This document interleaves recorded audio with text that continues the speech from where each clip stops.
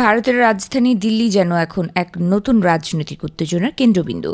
রাস্তায় হাজারো আন্দোলনকারী, একদিকে অনশনরত সোনম ওয়াংচুক, অন্যদিকে সরকারের কঠোর অবস্থান। প্রশ্ন একটাই, শেষ পর্যন্ত কে পিছু হটবে, আন্দোলনকারীরা নাকি মোদি সরকার? সরকারের পক্ষ থেকে আলোচনার আশ্বাস এলেও অনশন ভাঙতে রাজি হননি সোনম ওয়াংচুক। তিনি স্পষ্ট জানিয়ে দিয়েছেন, শুধু আশ্বাস নয়, শিক্ষার্থীদের দাবির বাস্তবায়নের নিশ্চয়তা পেলেই তিনি অনশন শেষ করার কথা ভাববেন।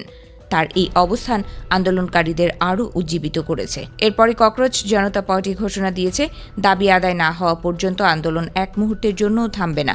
দিল্লির যন্তর মন্তরে এখনও শত শত ছাত্র, তরুণ এবং সাধারণ মানুষ অবস্থান করছেন। প্রচণ্ড গরম কিংবা বৃষ্টিও তাদের মনোবল ভাঙতে পারেনি।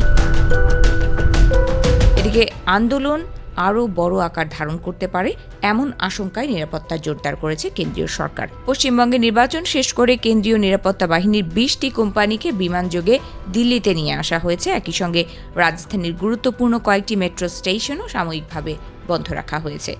অন্যদিকে কেন্দ্রীয় শিক্ষামন্ত্রী ধর্মেন্দ্র প্রধান দাবি করেছেন, সরকার নিট পরীক্ষার প্রশ্নপত্র ফাঁস নিয়ে সংসদে আলোচনা করতে প্রস্তুত। তবে তিনি অভিযোগ করেন, কিছু রাজনৈতিক শক্তি শিক্ষার্থীদের ব্যবহার করে পরিস্থিতিকে অস্থিতিশীল করার চেষ্টা করছে। তার মতে, শিক্ষার্থীদের প্রয়োজন সমাধান, রাজনৈতিক স্লোগান নয়। শুধু শিক্ষামন্ত্রী নন, প্রতিরক্ষামন্ত্রী রাজনাথ সিং এবং দিল্লির বিজেপির নেতারাও একই সুরে দাবি করেছেন, আন্দোলনের পেছনে বিরোধী রাজনৈতিক শক্তির প্রভাব রয়েছে। তবে আন্দোলনকারীরা এই অভিযোগ সরাসরি প্রত্যাখ্যান করে বলেছেন, এটি কোনো রাজনৈতিক কর্মসূচি নয়, বরং শিক্ষার্থীদের ভবিষ্যৎ রক্ষার আন্দোলন। এদিকে আন্দোলনের মধ্যে নতুন বিতর্ক তৈরি হয়েছে পুলিশের ভূমিকা নিয়ে। সামাজিক যোগাযোগ মাধ্যমে ছড়িয়ে পড়া কয়েকটি ভিডিওতে পুলিশের কঠোরতা এবং নারী আন্দোলনকারীদের সঙ্গে অসদাচরণের অভিযোগ তোলা হয়েছে।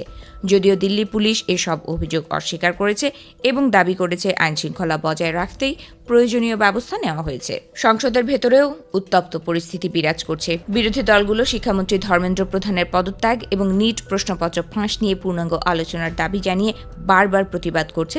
সরকার আলোচনা করতে প্রস্তুত বললেও কোন নিয়মে সেই আলোচনা হবে তা নিয়ে দুই পক্ষের মধ্যে অচলাবস্থা তৈরি হয়েছে। এরই মধ্যে আন্দোলনের প্রতি সংহতি জানাতে বিভিন্ন বিরোধী রাজনৈতিক দলের নেতারা যন্তর মন্তরের ধর্ণা মঞ্চে উপস্থিত হয়েছেন। যদিও তারা দাবি করছেন, রাজনৈতিক পরিচয় নয়, একজন সাধারণ নাগরিক হিসেবে শিক্ষার্থীদের পাশে দাঁড়াতেই তারা সেখানে গেছেন। ফলে আন্দোলনের রাজনৈতিক প্রভাব নিয়েও নতুন করে আলোচনা শুরু হয়েছে। বিশ্লেষকদের মতে, এই আন্দোলন শুধু একটি পরীক্ষার প্রশ্নপত্র ফাঁসের প্রতিবাদ নয়, এটি ধীরে ধীরে দেশের শিক্ষা ব্যবস্থা, কর্মসংস্থান এবং গণতান্ত্রিক অধিকার নিয়ে বৃহত্তর অসন্তোষের প্রতীক হয়ে দাঁড়িয়েছে। বহু তরুণ মনে করছেন, আজ যারা ক্ষতিগ্রস্ত হয়েছেন, আগামী দিনে তারাও একই পরিস্থিতির মুখোমুখি হতে পারেন। এখন সবার নজর সরকারের পরবর্তী পদক্ষেপের দিকে। সরকার কি আন্দোলনকারীদের দাবি মেনে কোনো বড় সিদ্ধান্ত নেবে, নাকি আরও কঠোর অবস্থানে যাবে? আর অনশনরত সোনম ওয়াংচুক কতদিন এভাবে আন্দোলন চালিয়ে যাবেন? এই প্রশ্নগুলোর উত্তরই নির্ধারণ করতে পারে ভারতের সাম্প্রতিক সময়ের সবচেয়ে আলোচিত এই আন্দোলনের ভবিষ্যৎ।